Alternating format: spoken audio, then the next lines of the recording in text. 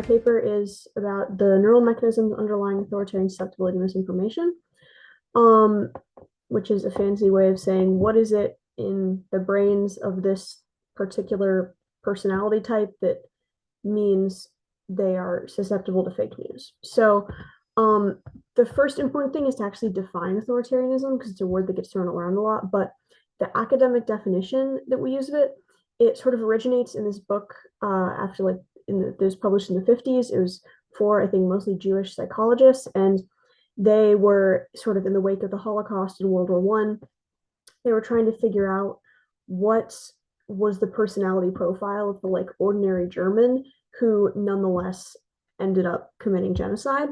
What does that person look like? And it was they had like I think 9 or so traits that they called authoritarianism, and so it was codified. The definition we use today in the 80s by Dr. Robert Altemeyer. He narrowed it down to just 3 traits, and he specifically used the term right-wing authoritarianism. There is maybe left-wing authoritarianism. There's a lot of academic discourse about that, but the definition that most papers are working on and that is just broadly used is right-wing authoritarianism. And so that's 3 different traits: aggression, submission, and conventionalism. And so authoritarian aggression is aggression against the outgroup or those who do not conform to the authoritarian social norms. Submission is like submission to authority figures and uncritical willingness to accept authority figures' judgment. And then conventionalism is a dislike for progress and change. So, why do we care now? Well, I think as we all are probably aware, there's this sort of global trend of democratic backsliding. So authoritarianism is actually rising around the globe in most parts of the world. And often, like authoritarian demagogues, their weapon of choice will be misinformation. So, in America, for us, that was like the big lie about the 2020 election being stolen. And I mean, there's a lot of other little lies, but that's the big one. Or like anti-Muslim rhetoric in India is sort of what helps Narendra Modi keep in power. And there is this really interesting thing with authoritarians and misinformation where you would think that it's just like confirmation bias, so they're just more likely to perceive right-wing news as credible, but this actually applies to all fake news. So authoritarians are even more likely to perceive left-wing fake news as credible than your average like non-authoritarian leftist. So this implies that there's actually like a deficit in the ability to identify falsehoods beyond pure confirmation bias. And so there's a lot of explanations that neuroscience can give us for this tendency. And so one of the big ones is sensitivity to negative stimuli. The important caveat with this is that it's a trait that's not really exclusive to authoritarians. It's for basically any group in the system justifying ideologies, which are kind of exactly what they sound like, but among that is also like conservatism, just world fallacy, that sort of thing. Authoritarians are conservatives, like right-wing authoritarians, just by definition. So any research we have on like the neural mechanisms of conservatism does apply to authoritarians, but obviously just because their conservatives don't have that same susceptibility to misinformation, there are also additional differences that we maybe haven't discovered yet. I mean, some of them we have, but some of them we probably haven't. And so the big one is amygdala volume. And so the amygdala is responsible for fear, your fight or flight, and also probably aggression. But the fear versus aggression neural situation, we really do not have it figured out at all. But so high RWA individuals, along with high SDO, social dominance orientation individuals, have these larger amygdala. They're both system justifying ideologies. And so the amygdala is also regulated by the ventromedial prefrontal cortex, which is the sort of like the way station between the limbic system, which manages emotions, and then the prefrontal cortex, which manages like logic. So it's responsible for sort of regulating how much emotions and logic sort of get mixed up with each other. And so this trait is probably common among all system justifying ideologies because the core sort of psychological component of those ideologies is fear and a need for security. And so a larger amygdala would obviously explain why fear is so crucial there. And there's also this thing called the amygdala BNST pathway. And so the BNST is the bed nucleus of the stria terminalis, which is this part of the brain like here. And so the BNST gets projections from the basolateral amygdala, and this is the part of the amygdala that's specifically responsible for learned fears. So, like conditioned fear responses. And so we think this pathway is responsible for like sustained stress if there's a long-term threat. And there is this interesting trend where in conservatives, the BNST pathway is like less active under neutral conditions, but more active under threat. Whereas in liberals, the opposite is true. So you can imagine like for a conservative, their like baseline anxiety state, you might say, is lower than that of a liberal, but if they're put in a stress situation, their baseline anxiety state will be higher than that of a liberal. And a similar difference in the like more versus less threat conditions was found in a study that used the P300 wave, which is this like electrophysiological wave that occurs in response to negative stimuli as like a proxy for reactivity to negative stimuli. And so this might be responsible for that like increased sensitivity to long-term threats, and also contributes to negativity bias because in a situation where people feel under threat, economic threat, social threat, whatever, those conservative brains are going to be more sensitive to negative stimuli. And negativity bias is also a big part of misinformation because, as we all know, misinformation is generally not positive. And so, we found negative fake news articles are a lot more likely to be shared than positive ones. And also, interestingly, people who retweeted misinformation about voter fraud in 2020, the big lie that we mentioned, are more likely to post negative news articles, like regardless of topic, like even like true negative news articles. So there's just this broad negativity bias that we see in people who tend to promote misinformation. And disinformation does spread by appealing to negative emotions.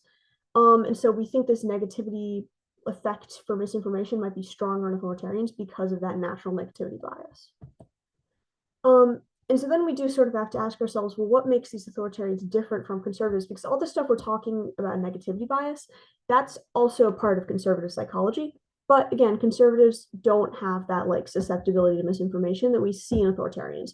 So one big brain difference, and we'll go more into this later, is that authoritarians have lower volume, like lower size. The size of the ventral medial prefrontal cortex in authoritarians is smaller than the average person. And so among other functions, the VMPFC does regulate the amygdala. I mentioned this earlier. And this seems particularly unique to right-wing authoritarianism because high social dominance orientation individuals, which is another system justifying ideology, do not have that decreased VMPFC volume. So we think that this VMPFC volume decrease, that's sort of like the neural hallmark of authoritarianism that makes it different from all the other GSJs. So there's also this like psychological aspect where fear and anger are fairly similar in terms of like where in the brain they touch and that sort of thing, but they do have different like psychological effects. So fear tends to cause like a more deliberative response, but anger causes aggression. And so anger makes people more likely to vote for reactionary, like right-wing reactionary parties, at least in France, but fear doesn't, which I think maybe sometimes goes against conventional wisdom, but it's really anger that's turning people towards authoritarian parties. It's not fear. And so there might be differences in like how regular conservatives versus authoritarians are processing these threats that causes authoritarians to turn to anger and conservatives to turn to fear. We haven't found them because we just haven't really figured out aggression circuits versus fear circuits very well. We don't really know how they differ that much. And authoritarians also just are like not very into science, just broadly. And part of this is like religion, because authoritarians are very religious, more so than the average population, and they listen to those leaders instead. Also, a lot of far right leaders, I mean, I know they do this in America especially, like espouse anti-science attitudes. So like during the pandemic, a lot of like anti-vax narratives were coming directly from like Fox News and stuff. And those are the people who right-wing authoritarians are listening to. There's also this discomfort with ambiguity that sort of characterizes authoritarianism. And that's sort of like inherent to science. So it doesn't like, science doesn't tend to align with a lot of the ways that the authoritarian brain likes to process the world, which is why they tend to turn to religion instead, which offers more concrete answers. Scientists also challenge social norms, which is against conventionalism. So this is the big one. So as I mentioned, the VMPFC decreased is smaller in authoritarians. And the VMPFC has this really, really important role in doubt and skepticism. And basically, we have this thing called false tagging theory. And it says that when you process new information, there are two different stages of it. One stage in which you like understand the belief, you know what the belief is, and then another in which you decide if it's true or not. And so basically, you believe everything before you decide if it's true. And in this theory, the VMPFC is the part of your brain that tags false memories and says, okay, we process this information, but it's not true. And a deficit in the VMPFC, like a smaller VMPFC, would impair the second step of false tagging theory. And so that makes it literally like neurologically harder for people to tell the difference between true and false things. And we actually do see that when people experience lesions to the VMPFC, they become more authoritarian and more religious fundamentalist, which I think is so interesting. And so VMPFC is good, yeah. There's also correcting misinformation. So misinformation corrections are hard to process for anyone because there's a thing called the continued influence effect where misinformation still affects your judgment even after you like consciously know that it's wrong. And it's just hard, especially if misinformation is part of your belief system and then you're told, oh, that's not true. It's hard to kind of rewire the whole system just to integrate that connection. And we see predictably that high RWA individuals are worse at taking in misinformation corrections. And we think the reason for this, or at least part of it, is that basically because of the way that functions in your brain are lateralized across the two hemispheres, the left brain is responsible for like upholding belief systems, but the right brain detects discrepancies. And so in order to correct misinformation, you need that communication across both hemispheres. And people who have like one really, really strongly dominant hemisphere transfer information to their non-dominant hemisphere slower than they do their dominant hemisphere. And that just makes it more difficult for the two hemispheres to communicate. So it means that functions like correcting misinformation in a belief system that involve both halves of your brain are going to be more difficult to carry out because that connectivity speed is very uneven. And so the best proxy we have for hemisphere dominance is actually handedness consistency. So this isn't like, are you right-handed or are you left-handed? It's like, how strongly right-handed are you? How strongly left-handed are you? And high RWA individuals are interestingly more consistently handed than others. They're more likely to like use their right hand for absolutely everything or their left hand for absolutely everything, which indicates that there's this like heavy lateralization of the brain in high RWA individuals, and that makes it harder for them to integrate new information into belief systems. And so obviously there is some nurture aspect to authoritarianism. It's mostly explained by genetic factors. Twin studies show us this, but it is also to some degree negatively correlated with education. That is also a correlation. One might ask, well, maybe it's that people who have these tendencies are less likely to pursue higher education. I don't know. But it is important that education actually fosters anti-authoritarian thinking. So like, critical thinking and that sort of thing is kind of the antidote to authoritarianism, at least in theory. And if you have an education system that isn't teaching people critical thinking, it's not going to help. And so because based on all this, I think the VMPFC is probably the most important part of the brain here because it's the one that says, well, I don't think this is true. It stands to reason that you could develop tasks. You could sort of like do some longitudinal studies and figure out like what tasks seem to actually, or like what education methods seem to actively strengthen this part of the brain, make it, bigger, more connected. But a lot more research is needed for that. And then for adults, so adults can be sort of inoculated against misinformation a lot in the way you're like inoculated against diseases by you like expose them to a weaker form of misinformation, they learn to identify it. But that is a pretty individual solution, and on a broader level, we just don't have safeguards against misinformation, at least in America, and that makes it really, really easy for misinformation to just spread. And the internet has made this like so much worse because there's not just like 5 fairly regulated cable news sites that people get their information from. It's like everywhere. Like you can find people saying anything online.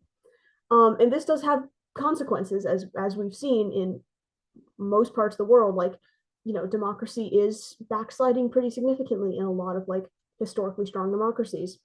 And so it's really important that we actually do hold networks, politicians, social media sites accountable for harmful false statements that they allow to proliferate.